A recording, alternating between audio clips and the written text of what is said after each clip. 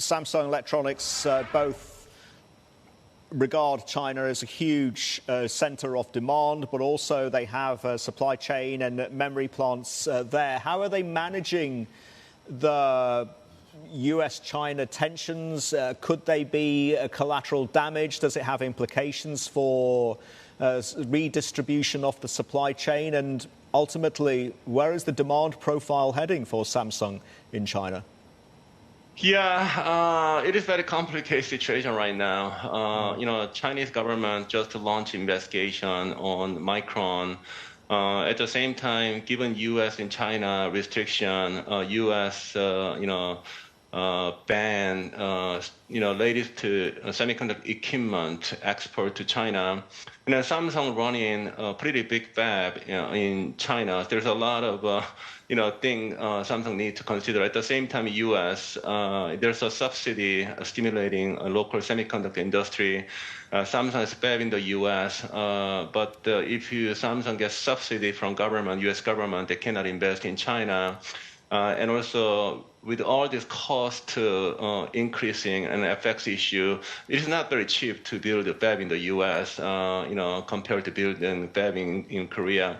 But I think longer term, I think directionally, Samsung needs to focus more on in U.S., away from China, given this, geopolitical situation.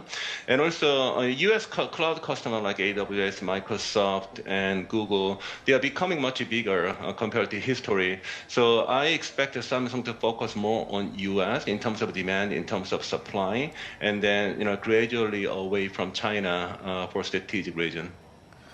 Now, I know that you think that Samsung has lost its technology advantage over or against Micron, which you just brought up. What does Samsung need to do to gain back that advantage?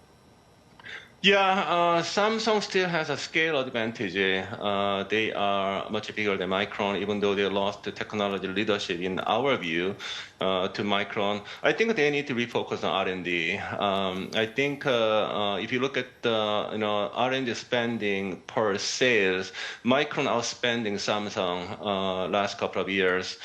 So I think Samsung, they need to increase some R&D budget, and then they need to focus on R&D, not just the production, and they need to hire more human resource. If you look at the Micron, they have a resource and fab in Taiwan, Singapore, and Japan, and the U.S. Korea, Samsung is pretty much Korea-centric. So, they need to, in general, focus, on R&D resource and budget, compared to Micron to, recoup their leadership in the future.